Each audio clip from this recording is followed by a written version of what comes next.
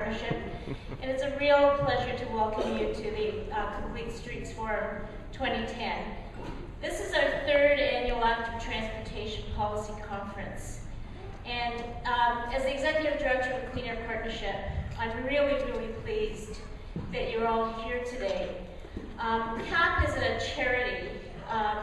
We work to promote and coordinate actions to improve local air quality and reduce greenhouse gases. And we do applied research and social marketing. And we're so pleased to be involved with the Coalition for Active Transportation since its inception in 2006. And many of you will know that in 2008, CAP and TCAT formalized our relationship, and TCAT became one of CAP's priority projects. We think that promoting active transportation is such a vital component of a sustainable city. Nevertheless, part of the reason we're here today is that we face some challenges. And I just wanted to quote, to start off with, a recent open letter about the concept of complete streets. And this can be found if anybody wants to look at it on spacing.ca. And I think it really puts well one person's idea, but I think it puts well what kind of challenges we're facing. And to quote, they said, to describe transportation issues in Toronto as a conflict between drivers, cyclists, and pedestrians is divisive. It's a divisive approach that does our city a disservice. We are one Toronto. We drive, we use public transit, we ride, we walk. The goal of Complete Streets is to ensure that our streets are designed to safely accommodate all users. Today, the purpose of our day today is to hear from more than 25 leading practitioners and decision makers who are working to build sustainable, inviting, healthy cities. And the concept of complete streets, I think, works very well to describe some of the work that is already going on. These people will share their experiences and insights so that we can take these ideas and we can work together to make our streets more complete. So making room for all road users, that's what we're about. But it does involve some reallocation, and a reallocation of a portion of the public space dominated by cars to other beneficial users, such as walking and cycling. So we need to deal with public perceptions that reallocating space from cars could result in things like traffic chaos or poses an economic threat. And CAP has been working on applied research just in this area. CAP and TCAT released two original studies, research studies, on bike lanes, on-street parking, and business. Our first study was in the Annex area on Bloor Street, was released last year. Our follow-up study on Bloor Street was Bloor West Village, and it was released this spring. And our research consistently has showed that the importance of on-street parking to local business success is not as important as people just think when they don't have the facts. And the removal of on-street parking can be critical to making room for other active transportation.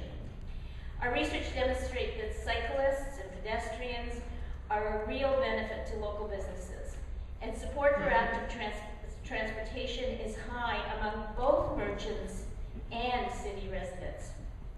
So these two studies on Bloor Street reveal that people are arriving by transit, by foot, and by bicycle. And they visit the merchants more often and spend more money than those who drive. Furthermore, the majority of Torontonians prefer that street use be allocated in favor of active transportation. And these people are significantly more likely to spend more per month on local business than those who prefer to see no change to the street. So, the challenge is, as the City of Toronto moves forward with the implementation of its bike plan and walking strategy, and as communities work towards more complete streets, that the balance of needs of all users, and we need research to play an increasingly important role in providing the evidence of the economic impacts of investing in active transportation. So we look forward to making great progress today in finding real solutions to ensure that our streets are designed to safely accommodate all users. And in particular, we have lots of time for dialogue because, in fact, all of you are experts. So we need your input so that we can draw on your expertise to answer some key questions. These include what can be learned from the concept of complete streets in a Canadian context. Where does it fit into current transportation planning practices? What steps should a municipality take in developing such a policy?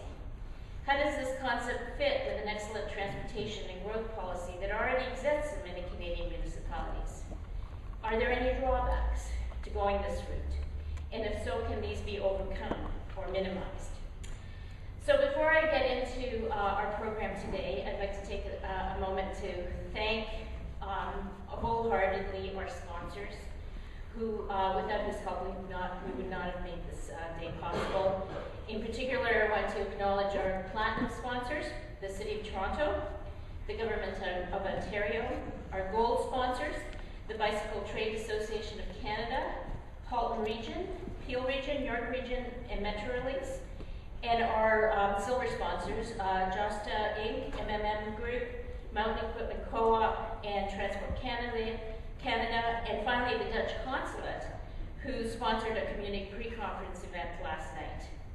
We are extremely grateful for all of our sponsors and community partners who are a vital part of the growth and success of the forum. In addition to providing sponsorship, I'd like to acknowledge the additional contributions of the City of Toronto, Halton Region, Peel Region, and York Region, who work closely with TCAT on the Program Advisory Committee and provided valuable input in today's program. Reaching out beyond the borders of Toronto is a very important, not only to the work we do at CAP, but also to the central issues of transportation.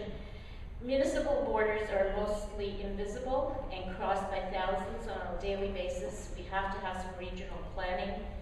This is the first year that TCAT has worked closely with municipal staff from outside of Toronto, and I think it's a valuable experience, and we plan to maintain it.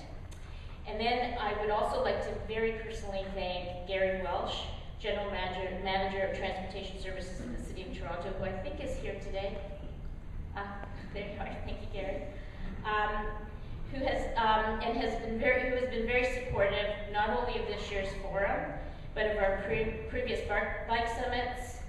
And several of Gary's top cycling and pedestrian staff have played an integral role in shaping the program and working closely and collaboratively with TCAT and CAP. And the partnership between the City of Toronto staff and TCAT has resulted in this program. And we very much look forward to continuing to work closely with Gary and his staff, and thank him for his leadership. Thank you, Gary.